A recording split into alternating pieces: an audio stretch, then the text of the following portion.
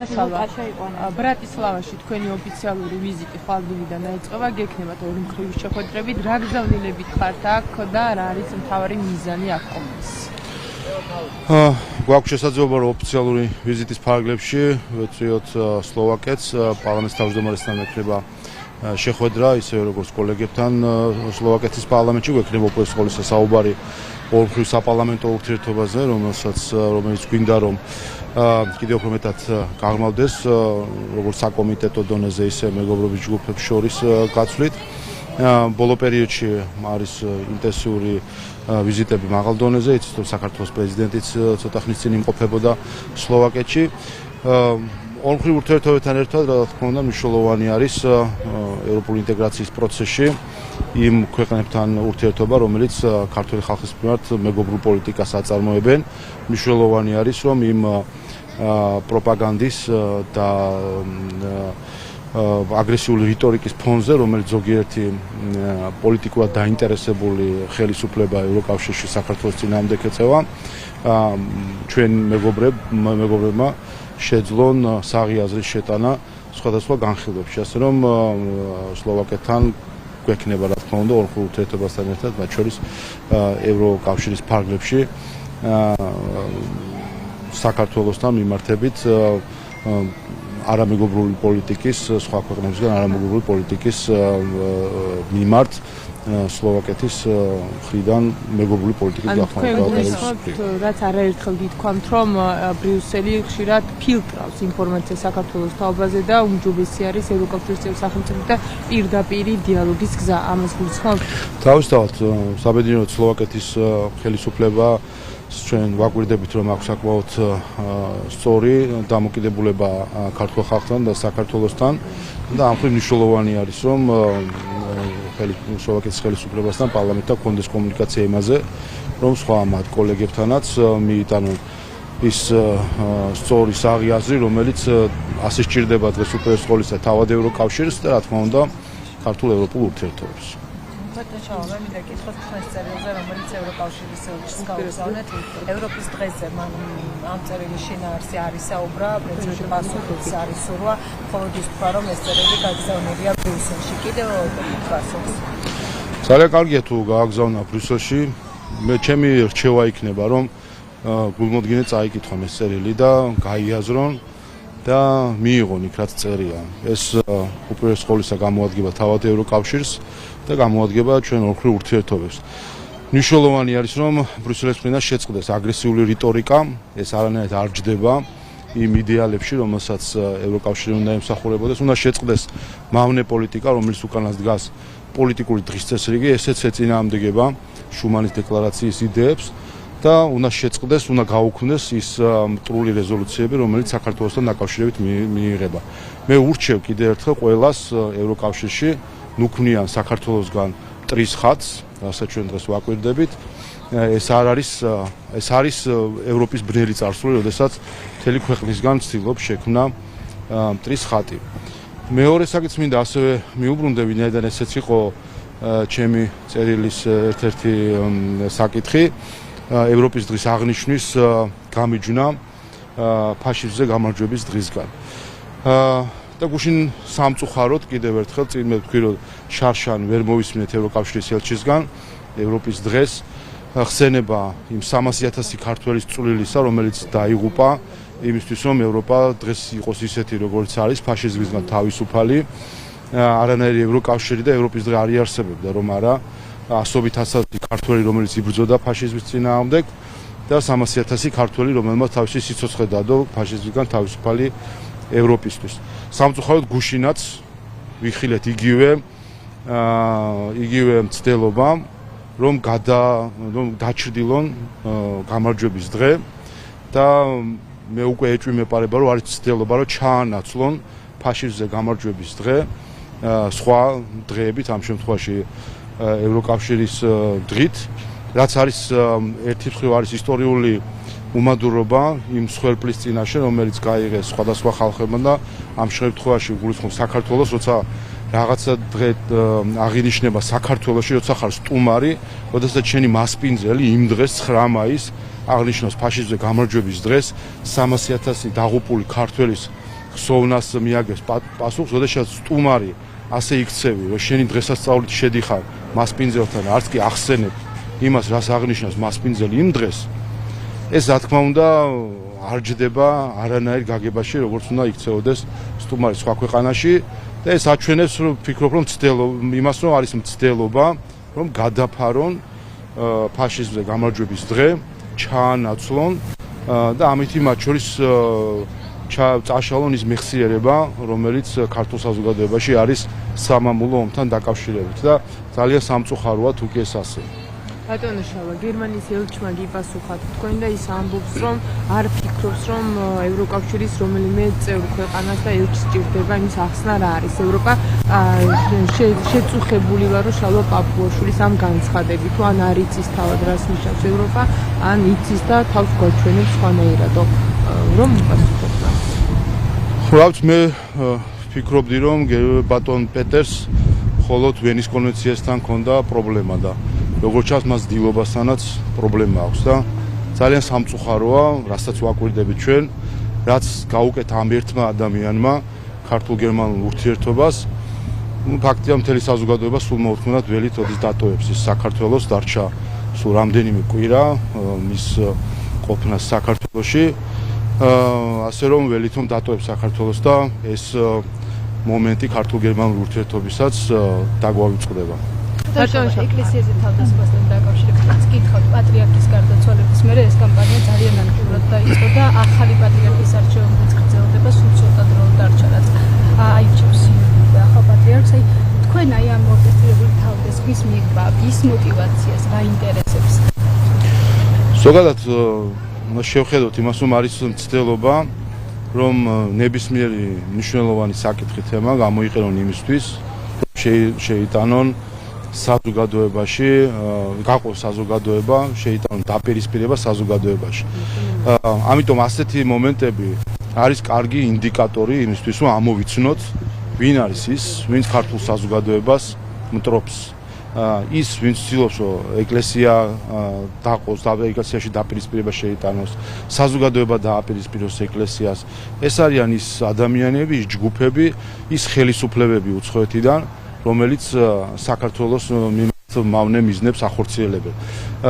მათ შორის ჩვენ როდესაც ცოტა ხნის წინ კონდაზვერით საქმიანობის გააქტიურებაზე იყო, უბრალოდ გამოვლენაზე იყო საუბარი, მამუკამდინარაძემ ახსენა კიდევაც, რომ რამდენიმე ევროპული ქვეყანა არის, რომელიც საქართველოში ასეთ საქმიანობას ეწევა, ასე რომ აქაც რა თქმა უნდა ამ მიმართულებითაც ასეთი ქმედებებს შეიძლება ჰქონდეს ადგილი, ფარულად ღიად ხედავთ როგორც იქცევიან, ნახეთ ჩვენ სულ ახლახან პოლონეთის მთავრობამ პროპაგანდისტული არხი ჩართო ქართულ ენაზე და პირველი რაც გააკეთეს, თავს დაესხნენ ქართულ ეკლესიას. ვართ პოლონეთის მთავრობას თუ გონია რომ აქვს რაიმე უფლება ამ დედამიწაზე რომ საქართველოს ეკლესიას თავს დაესხას, ეს არის მათი დიდი პრობლემა, იმიტომ რომ ვერაცნობიერებენ საკუთარ სიმცირეს ეკლესიის სიდიდესთან მიმართებით. საპროტესტო აქციებზე ძალადობის ბრალდებით დაკავებული ყოფილი და დოკუმენტის სპეცრასმელებსაც კითხავთ, ამ საქმის პოლიტიკური შეფასება როგორია, იმიტომ რომ თქვენ მართული გუნდის წარმომადგენლებიც ამბობთ, რომ არც ერთი შემთხვევა არ დარჩება დაუსჯელი. ახლა რა პოლიტიკური შეფასებას გააქვთ?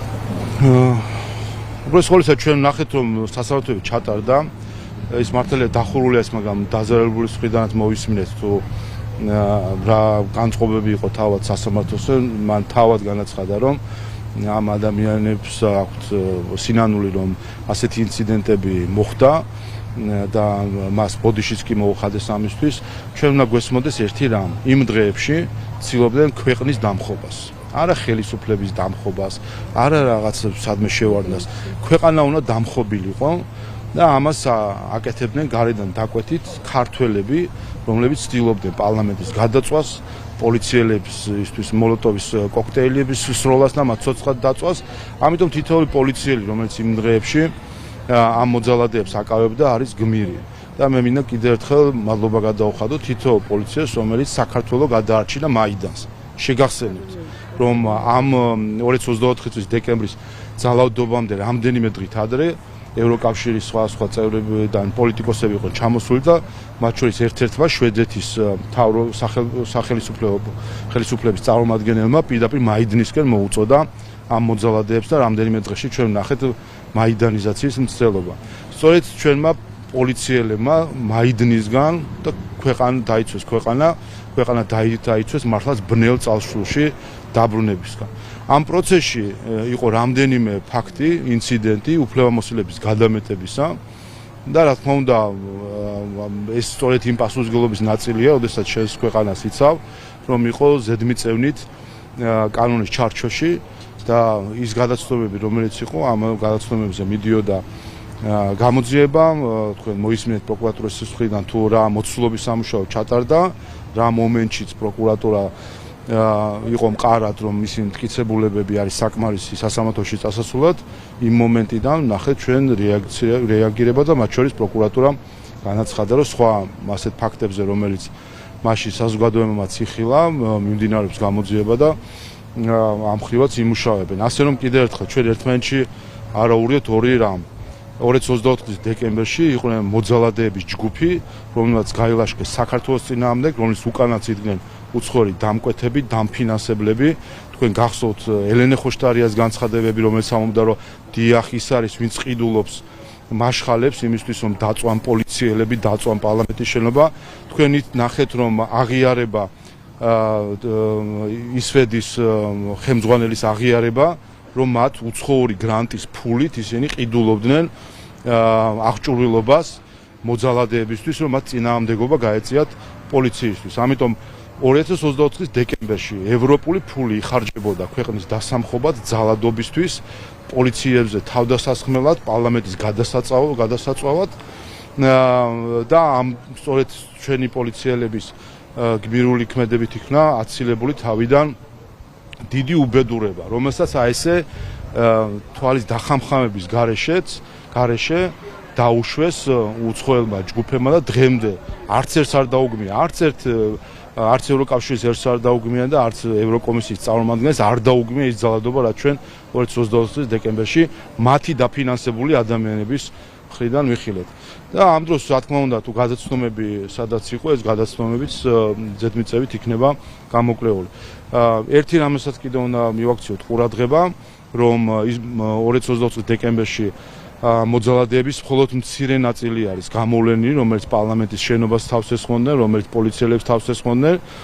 კიდევ ერთხელ ხაზგაუსვა იმას, რომ ის ადამიანები, რომლებმაც სცადეს პარლამენტის დაწვა, რამდენიმე ოთახში გააჩინეს, სამუშაო ოთახში გააჩინეს ცეცხლი და რომ არა პარლამენტის თანამშრომლების სწრაფი რეაგირება გადაიწვებოდა პარლამენტი და მართლა ჰერჩინსკის ნაწინასწარმეტყველად 90-იან წლებს მივიღებდით ევროპული ფულით ნაყიდი მაშხალებით. ამ ეს ადამიანები დღემდე არ არიან დადგენილები, ვინ არიან, ასე რომ მე იმედი მაქვს, რომ რაღაც მომენტში ეს ადამიანებიც გამოვლინდებიან პროკურატურის მიერ. გერმანიის ელჩს ეკითხავთ, ისე მან გააკეთა განცხადება საგარეო საქმეთა სამინისტროსთან და თქვა, რომ ეს მათი კომპეტენცია არის საგარეო საქმეთა სამინისტროში გადაამისამართებს საკითხს გულისხმობ პრეზიდენტის და საგარეო საქმეთა მინისტრის სტატუსებს. ის ამბობს, რომ გონივრულ დროში იქნება გონივრული გადაწყვეტილება. თქვენ დიდი ხანია ახსენებთ გერმანიას, რომ ჩასასწორებელი არის ინფორმაცია, ვინ არის საქართველოს პრეზიდენტი და საგარეო საქმეთა მინისტრი. ირთქვა, რომ ეს იყო ტექნიკური პრობლემა. ახლა რა ხდება? არა, რა თქმა უნდა, ესაა ჩვეულებრივი თავდასხმა საქართველოს სუვერენიტეტზე და ამ თავდასხმას რა თქმა უნდა სათანადო პასუხი სჭირდება და ამას აკეთებს კიდევაც საგარეო საქმეთა სამინისტრო. ბატონი პეტერის აგდებულ საუბარზე კიდევ ერთხელ რთულია რამე კომენტარის გაკეთება. ერთადერთი სიკეთე, რაც მას შეუძლია კიდე გააკეთოს საქართველოსთვის, დატოვოს ეს ქვეყანა, გაზრდის ვადა და მე მგონი მთელი ქვეყანა დაისვენებს ამ ქედმაღლური ზიზღისა, რომელიც პირდაპირ ისმის მისი თითოეული კომენტარისგან. სიმართლე გითხრათ, მართლაც განცვიფრებული ვარ, საერთოდ როგორ შეიძლება ელჩს ჰქონდეს ასეთი დამოკიდებულება მასპინძელი ქვეყნის და ხალხის მიმართ, ასე პირდაპირ ზიზღს ავლენდეს იმ ქვეყნის ხელისუფლების მიმართ, როგორც ის იქცევა. ასე რომ კიდევ ერთხელ მე სხვა დროსაც ვთქვი, ეს ფაილი, ბატონი პეტერის ფაილი ჩვენთვის დახურულია ველით მის გამგზავრებას უკან გერმანიაში. თქვენ გეკითხებოდით თქვენი პოზიციაც მოვისმინეთ ჯაშუშობის ბრალდებით დაკავებულზე კონკრეტულ პირზე და ამ საქმეზე კიდევ ერთხელ რომ გითხრათ არის სახელმწიფოსთვის რამდენი არის გამოწვევა და სახელმწიფოს წამილი აქნება რამდენად მე გავიმეორებ კიდევ ერთხელ მნიშვნელოვანია რომ სახელმწიფო სამსახურმა თავის ერთ-ერთ პრიორიტეტად აქცია კონდაზორითი საქმიანობა. ჩვენ ვეღარ გვექნება ის ფუფუნება რომ დობით შევხედოთ ბევრ ქვეყანას სამწუხაროდ ისინი ვით ჩვენ მეგობრად მივიღეთ აღმოჩნდა რომ ჩვენთან ჩვენს ოჯახში შემოუშვით აღმოჩნდა რომ ხელებს აფათურებენ და თურმე არა მხოლოდ პოლიტიკური ინსტრუმენტებით და გავლენებით არამედ პირდაპირ სადაზვერო ოპერაციების განხორციელებით უკანონო ფულის ხარჯვით ყველა შევახსენეთ რომ ასეთი ფულის ხარჯვა უკანონო არის ეს ცალკე დანაშაულია კიდე ფაქტობრივად ჩვენს მეგობრობას უპასუხეს ზურგში დანის ჩარტყმით და ამას აკეთებს ერთ-ერთი ევროპული ქვეყანა. ამიტომ მნიშვნელოვანია რომ ის რეალური პოლიტიკა რომელიც საქართველოს ხელისუფლებას აქვს იმასაც გულისხმობს რომ უნდა გამოვიდეთ იმ ფანტაზიებიდან რომ ვიღაცა ჩვენთვის თავს იკლავს და ჩვენზე არის გადაყოლილი ყველა მოქმედებს თავისი საკმაოდ ასე ვთქვათ პრაგმატული ინტერესებით საკუთარი პოლიტიკური გავლენების განსახორციელებად საქართველოში ამისთვის იყენებს ყველა დაშვებულ და მათ შორის ბინძურ მეთოდებსაც როგორიც არის მოქალაქეების გადაბირება და ასე შემდეგ ამიტომ შესაბამისი რეაგირება ექნება განცხადება იყო კიდევაც სამართალდაცვო ორგანოების კოორდინების მიმართულებით სახელმწიფო მინისტრის რომ საქართველოს დღეს გააჩნია ყველანაირი ტექნიკური და ადამიანური რესურსი რომ ყველა ეს შემთხვევა გამოვლინდეს ეს არის ერთი შემთხვევა რაც გამჟღავნდა თუმცა მე მგონი იმ კომენტარიდანაც მამუკაბდინარის კომენტარიდანაც მიხვდით რომ არის სხვა შემთხვევები რომელზეც მიდის დაკვირვება რომლებიც ცნობილი არის და ამ მხრივ არავის არ უნდა ქონდეს იმის ილუზია რომ დარჩება შეუმჩნევლად საქართველოში სადაზვერვო საქმიანობა